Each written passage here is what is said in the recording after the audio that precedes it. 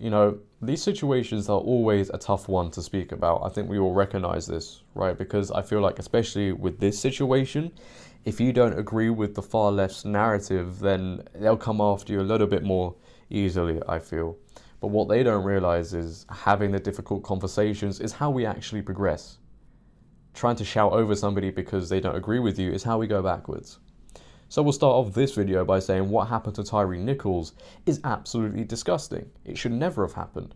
That video that's all over social media, by the way, which I also don't really agree with, is a hard watch, and my thoughts and prayers go out to the family. What they're going through is completely unimaginable. The 5 police officers that have been charged with this murder, in my opinion, don't deserve to see the light of day again. But that's what we should be focused on, right? The standard of policing, those 5 police officers, the standard of the hiring processes. But that's not what we're focused on, is it? Because politics just always finds a way. Somehow, some way, politics always gets involved. Remember, those police officers, the 5 that were charged, are black. They murdered another black guy. So you would think with logic, race wouldn't be in the conversation.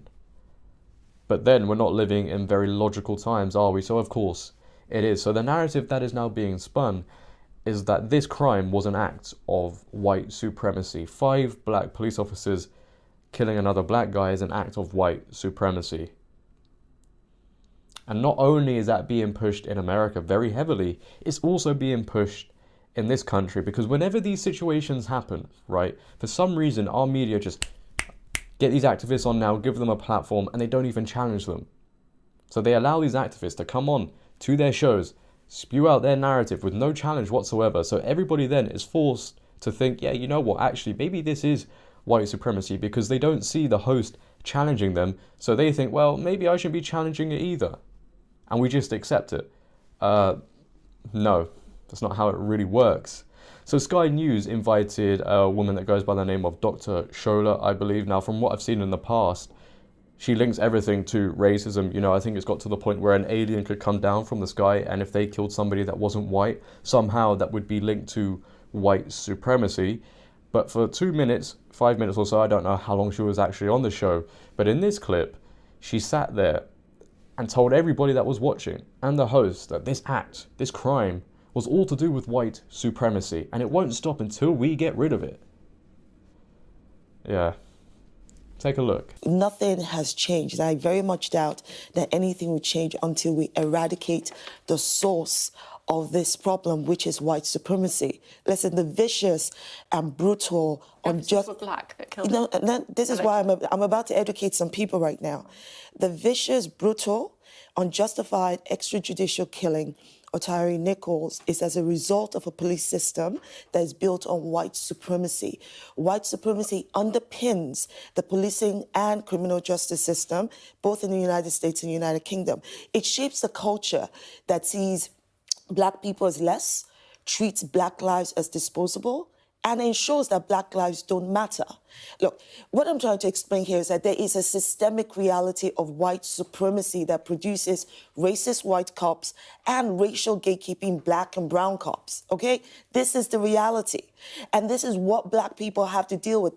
And this does not absolve in any way, shape, form, or manner the individual responsibility of the police officers. And I'm sure that there are good police officers listening right now that would say, no, listen, the point of the police is to protect and serve, and we try to do this. And I'll be like, look, I agree, the point of the police is to protect and serve, but the reality is that good police, they're the exception, not the norm. And the reality is what we see every day. Now, there'll be people also watching right now going, first of all, because they're black police officers, it means it's not racist. No, it means that you've not educated yourself on how systemically white supremacy works.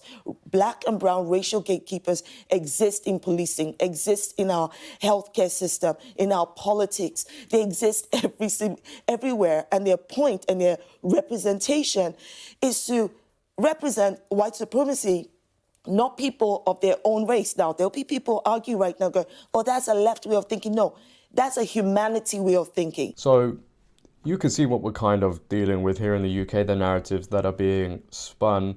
She can sit there all day and claim that policing is built on white supremacy, because nobody's going to challenge her. No one will. She can say as much as she wants, and the host will just sit there and be like, okay, I'm sorry. That's what they do, right? But again, linking it to white supremacy is just another way for race to be included, as it always must be. Is it still white supremacy if 5 white cops killed another white guy? Probably not. Is it still white supremacy if 5 black cops kill another white guy? Probably not. If those situations happened, would this woman be invited onto Sky News and other platforms? Probably not. She also says that the good police officers that may be watching, which I don't really think she thinks there are good police officers anyway, but she says, you are the exception. The majority aren't like you. You're wrong again. It just so happens the good police officers don't get the recognition they deserve. Because whenever police are in the news, it's for a bad reason. And it will get all the mainstream attention, as it should, but if you don't give the same attention to the good cops, everybody will just view police officers as the same. You know, at the end of it, what the far left and BLM activists want is to defund the police. That is the end goal, right? So if we give them that, if you defund the police, more crime will happen. More people will get hurt, more people will get murdered. If you give them everything they want and those situations happen, they would still blame white supremacy, because you cannot win any longer. What we should be talking about, as I said at the beginning, is the 5 police officers and how disgusting they are. Because what you're seeing now is, we'll stop mentioning the police officers and it will just move into the white supremacy narrative. We should be talking about the hiring processes, the standards of it, the standard of policing. As we all know, those have lowered anyway, for inclusion, for diversity. I mean, Memphis allegedly lowered their standards after 2020. Now, when you start to hire people just for political reasons and not actually their skill, then of course the standards are not going to be as good. Now, that shouldn't be a blanket of defense for these 5 police officers, but it doesn't matter what industry you're in.